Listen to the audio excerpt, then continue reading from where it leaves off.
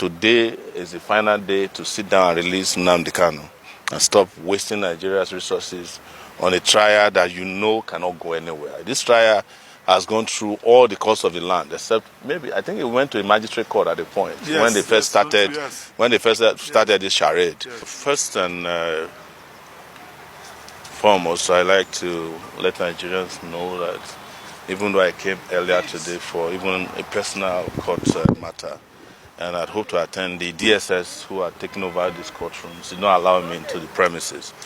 But I've just been briefed by the ebullient lawyers representing Nnamdi Kanu that he totally and thoroughly exposed the Nigerian judiciary today, the underbelly of the judiciary. And we didn't need to get to this point. We had warned from the beginning when this trial started, this farcical trial, that you cannot try a case that is not triable in a court of law. People who are aspiring for freedom, which is recognized worldwide, is recognized by laws and treaties, is even recognized, I think, by their 1999 constitution, that every Nigerian have a right to associate with whomever they want and express themselves freely.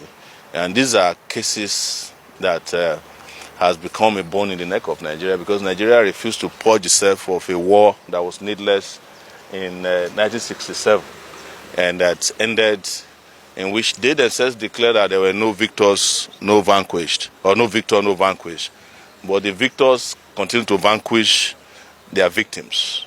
So I am here to say once again that if there's anybody who has sense in the government, today is the final day to sit down and release Nnamdi Kanu and stop wasting Nigeria's resources on a trial that you know cannot go anywhere. This trial has gone through all the courts of the land, except maybe I think it went to a magistrate court at the point when they first started this charade. Yes. So what is the implication of today's? The court cannot adjourn a case in which it has no jurisdiction. The judge has already made an order, a consequential order, that she has recused herself from this trial the last time. So you cannot not assume jurisdiction over a case from which you have disqualified yourself. That is a very simple legal maxim. So, and she also cannot be a judge in her own case or court. She has been indicted by Nnamdi Kanu and the lawyers that she's not fit to be a judge in this case. So adjourning the case is irrelevant. But I guess maybe she adjourned the case indefinitely to allow reason or oxygen to bring it to the brain of the people who are running Nigeria. Hopefully, they will, within that period of time, resolve this matter. I won't even say in the interest of justice. It's in their own interest. Yes. So because the Supreme Court and other courts have resolved the matter in the interest of what is limited justice in Nigeria. Yes. Thank you, sir. Thank you very much. Yeah.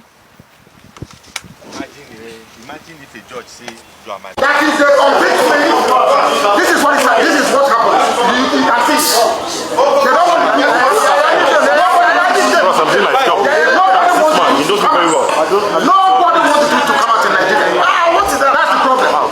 Who's that person? Don't have that. Who's that person? After you say that you're talking to some people, after you say that you're talking to some people, don't tell me this one, though. I cannot tell you this one. I don't tell you.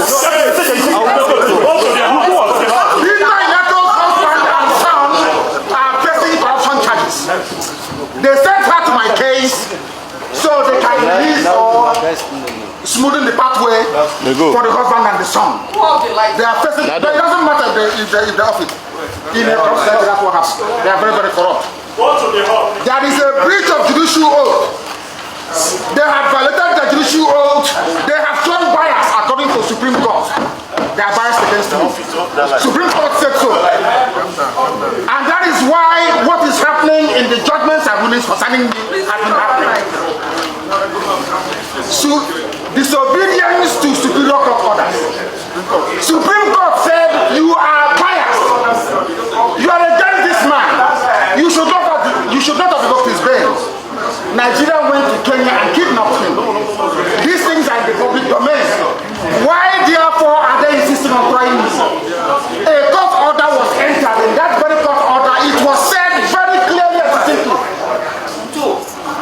that he is no more. That she is is no more going to try me. Why are they insisting?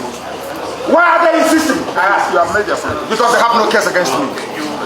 They have no case against me, and they know.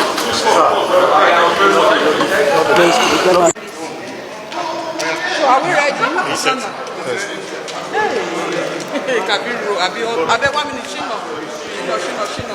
Now, are you set? Are you ready? Okay. Okay, so you. Yes. Honestly speaking, what happened this morning is uncalled for. Go ahead. Actually, what happened this morning is actually uncalled for. You can see how the defendant, Nnamdi Kanu, decided to represent himself. He asked the lawyers with the legal team that we should stop, that he wants to speak. Because Nnamdi Kanu is feeling that Nigeria is not fair to him. He's just a human rights activist agitating for self-determination with reasons. And one expected the federal government to address all those reasons that gave rise to this agitation. Of course, you also discover that some other persons that are having this similar issue with Nnamdi Kanu. I'm talking about the offense of terrorism, Sowore from the west, the president of Mieti Allah Kato from the north, Sunday Igboho, their own has been settled. Why is Nnamdi Kanu still in the detention? And the people are saying that it's because he's an Igbo. Buhari did it because he's the president. Now Tinubu has come from the west. And this is not good for this country in any way. So we feel that there is still a room for them to withdraw these charges and so that we have peace. Of course, you now discover that the Court of Appeal, non-Court of Appeal is sitting in the whole of Southeast. The judges, the federal judges in the Southeast, judges of National Industrial Court, Federal High Court, Court of Appeal, they are not sitting because of the threats given by some persons saying that there is no justice in this country. So you can see how what Nnamdi Kanu is saying. I tried, though as a lawyer, is uncalled for, but I try to see his feelings. Now, we saw your client use so many unprintable names. Yes, of course, which I did not consent to. Of course, because what we are, as a lawyer, we have our rules of ethics. And you discover that when we are trying to calm him down, he said that we should sit down and walk away, that we should not represent him again. So he decided. So he's not a lawyer. So, and I think the judge and the federal government understand, because many people have applied to the federal government. They many other persons have applied, has begged the federal government, please use political means to resolve this particular matter, releasing Nnamdi Kanu so that we have peace. So, and now the judge, on the issue of the judge recusing herself, there is a subsisting court order. That's what Nnamdi Kanu said. And what one expected the judge to first of all set aside that order. I don't say you give the order, you have the right to set aside the order. And even that to set aside the order, you to have now give way for you to have jurisdiction into the matter. Thank you and God bless you. So does it mean